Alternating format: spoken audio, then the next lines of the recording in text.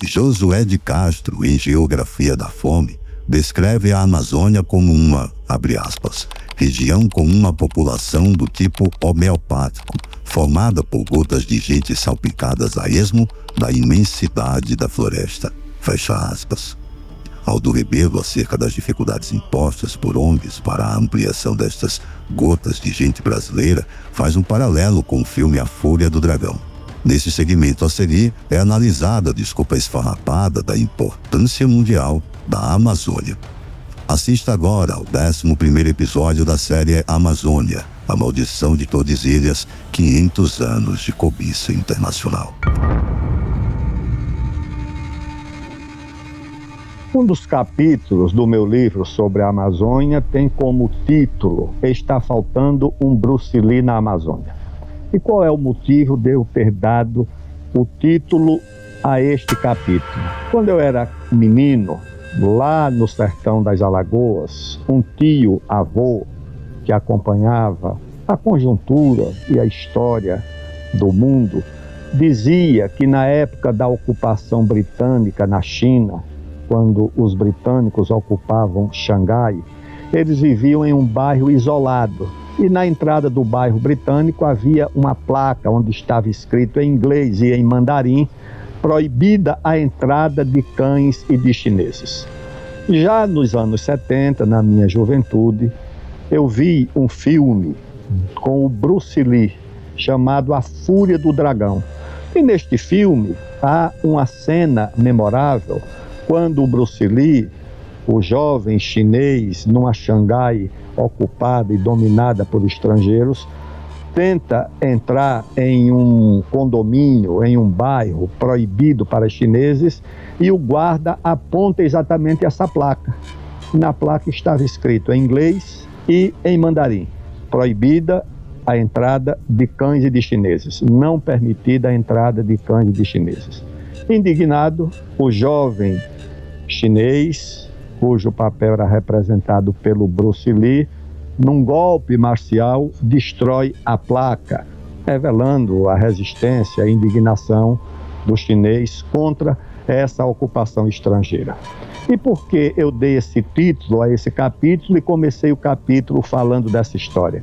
Exatamente porque na Amazônia há a presença em algumas das cidades desses grupos estrangeiros, e algumas vezes não são nem estrangeiros, são representantes da burocracia do Estado brasileiro, dessas corporações que não se misturam com o Amazônida comum, procuradores da República que não recebe o agricultor, não recebe o vereador, não recebe o Amazônida ribeirinho, que só se relaciona com as ONGs. E a minha experiência na Amazônia demonstra, principalmente nesse período mais recente, a coexistência de 3 estados paralelos na Amazônia brasileira. Esse estado institucional das prefeituras, dos governos estaduais, do governo federal, que é um estado anêmico, frágil, com exceção da presença das Forças Armadas e do seu destacado papel na assistência às populações indígenas e aos ribeirinhos. No mais, o Estado brasileiro é frágil. Há um Estado em ascensão muito forte, que é o Estado do crime organizado, dominando os rios da Amazônia, dominando as vias de acesso. E o Estado mais forte, que é exatamente o Estado paralelo das organizações não governamentais financiadas do exterior. Esse Estado paralelo é muito forte porque ele nem precisa estar fisicamente na Amazônia. Ele governa a Amazônia de dentro do Estado oficial, de dentro das instituições oficiais. O Estado paralelo das organizações não governamentais dirige o Ministério do Meio Ambiente, dirige a FUNAI, dirige o IBAMA, dirige esse ministério criado recentemente das populações indígenas. Essas organizações não governamentais governam a Amazônia a partir das suas ideias, como, por exemplo, esse Sistema Nacional de Unidades de Conservação, esse sistema que é o sistema que cria as reservas extrativistas, os parques nacionais, as florestas nacionais, que vai expulsando os brasileiros, os produtores rurais, os ribeirinhos, esse Estado que cria uma imensidão de terras indígenas, mas que não dá assistência ao índio, dá a terra, mas não dá infraestrutura, não dá escola, não dá educação, não permite que o índio possa produzir. Essa é a situação que nós temos na Amazônia. E isso pode ser testemunhado. Eu vi caso de um ex-oficial das Forças Armadas que me contou que em uma de suas visitas para levar remédio, medicamento, assistência aos indígenas, quando desceu com helicóptero nessa aldeia, o sargento foi dar uma volta em torno da aldeia e retornou com a informação de que havia ali no meio dos índios um índio muito estranho, um índio muito diferente, um índio loiro, dos olhos azuis, e que acocorado era mais ou menos da altura dos demais indígenas ali presentes. E esse oficial das Forças Armadas inquiriu o chefe indígena, o cacique, quem é aquele cidadão? E o cacique disse, não, ele chegou por aqui, pediu para ficar por aqui e fica por aqui. Ele dorme por aqui. De dia ele sai, visita, frequenta e depois ele volta. E essas presenças são muito comuns na Amazônia brasileira. Às vezes você vai numa pousada, numa cidade da Amazônia, só quem está falando português é você, a moça que serve a tapioca e mais um ou outro presente. Os demais estão naturalmente falando inglês, e quando você pergunta o que eles estão fazendo, de onde eles vêm, geralmente informam que são pesquisadores, informam que estão ali para cuidar de pesquisas misteriosas. Na verdade, essas pessoas são atraídas para a Amazônia, não é pela preocupação com o meio ambiente.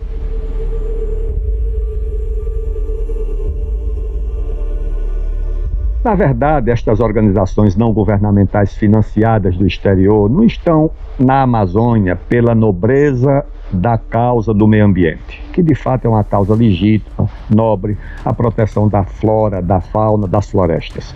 Elas estão na Amazônia financiadas por outros interesses e pelos interesses dos países que financiam as suas atividades. Quais seriam esses interesses? Em primeiro lugar, é a maior fronteira mineral do mundo, a Amazônia. Um velho geólogo aposentado que vive na Amazônia traduz os recursos minerais da Amazônia com a seguinte pergunta: conhece a tabela periódica? Tudo o que tem na tabela periódica tem na Amazônia. O mundo vive o desafio da segurança energética ou da transição energética, ou seja lá o nome que se dê a essa necessidade. A questão é que isso não se faz sem minérios, sem as terras raras, sem os minerais estratégicos que estão na Amazônia.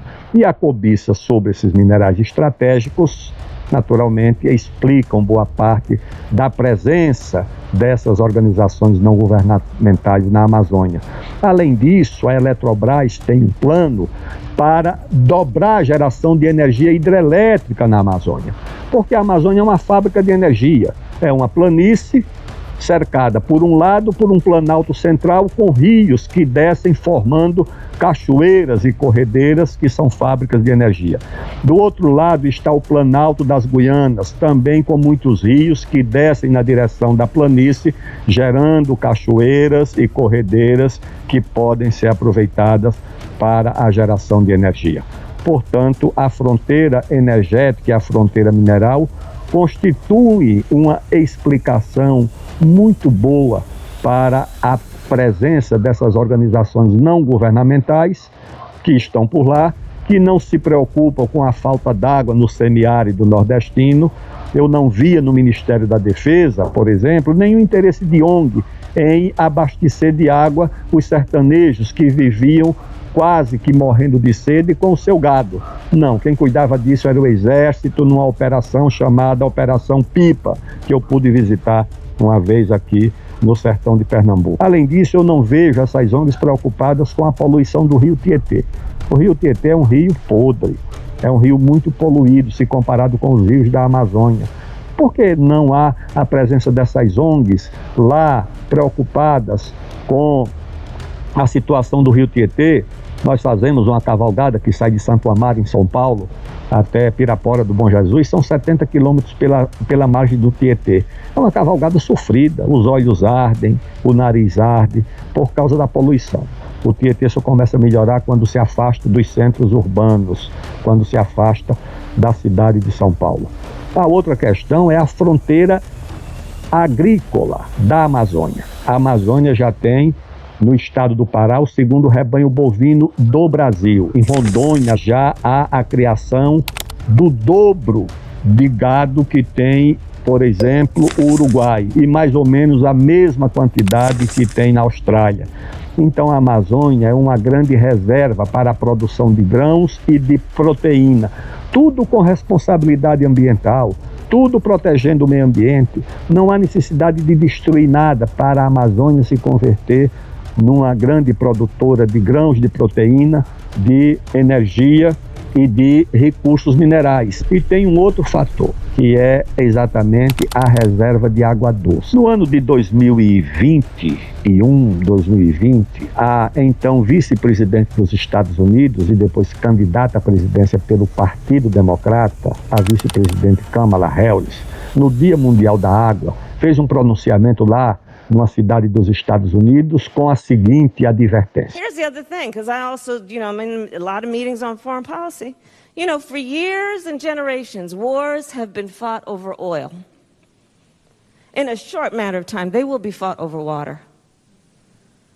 So when we think about building up our economy around our infrastructure on something like water policy, it's literally about jobs, it's about the fundamental source of life.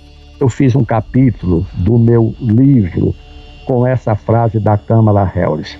Por quê? Porque ao mesmo tempo em que ela advertia que a guerra do futuro era a guerra pela água, a água passou a ser negociada como uma commodity na Bolsa de Valores de Nova York. E de fato, quando se examina a carência e a escassez de água, principalmente para a agricultura, nos Estados Unidos, na Europa e na China, é de fato um problema muito grave. A Amazônia é uma reserva de água doce, inesgotável. A Amazônia tem de superfície 340 mil quilômetros quadrados de água doce. Tem ainda o aquífero Walter do Chão, que tem, antes do Guarani, a maior reserva de água doce subterrânea do mundo. Ainda tem um outro rio subterrâneo que acompanha o rio Amazonas. O rio Amazonas é responsável sozinho por 20% da vazão de água doce do mundo. Agora veja a importância do Mississippi para os Estados Unidos, que transporta por ano na sua hidrovia 175 milhões de toneladas, e os rios da Amazônia transportam o quê? Todos bloqueados. A Amazônia tem bloqueado a sua hidrovia, a sua fronteira agrícola, a sua fronteira mineral e a sua fronteira energética. O Brasil não pode aceitar essa situação. O Brasil não pode aceitar que se bloqueie, que se congele o direito ao desenvolvimento da Amazônia e da sua população. A Amazônia tem direito ao desenvolvimento, a Amazônia tem direito a melhorar a vida da sua população, a Amazônia tem direito a usar com responsabilidade ambiental e com responsabilidade social os recursos naturais que lá estão presentes.